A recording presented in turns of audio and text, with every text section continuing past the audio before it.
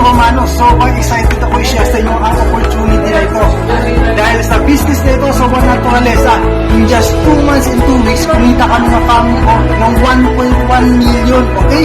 Grabe, isipin mo, sa tagal ko pagiging OFW, ngayon lang ako kumita ng 1.1 million in just 2 months and 2 weeks.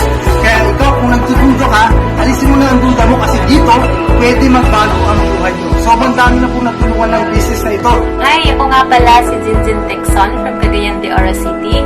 Background ko po, isa po akong empleyado for 14 years.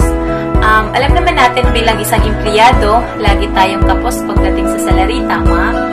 Wala namang masama sa pagiging empleyado, pero alam mo yung paulit-ulit mo nalang ginagawa. Gumising sa umaga, papasok sa trabaho, pag-uwi sa bahay, magluluto, maglalaba. So, sa 14 years ko na ganong routine, walang nangyayari sa buhay ko. So, good news po, dahil nakilala ko si Juan Naturalesa.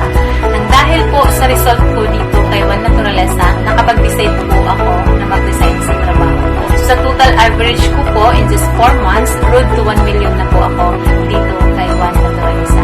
So, nang dahil po kay Juan Naturalesa, nabayaran ko lahat ng utang ko, nakabili ako ng mga gamit sa bahay, nakabili ako ng lupa, para pagtayuan ko ng dream house ko. So, good news po, dahil nakapag-start na po ako pagpatayo ng dream house ko. Hello, good afternoon. Kiramon Tubo po ito, ang Chief Executive Officer ng Juan Naturalesa. At niyayaya ko po, niyayaya ko kayo na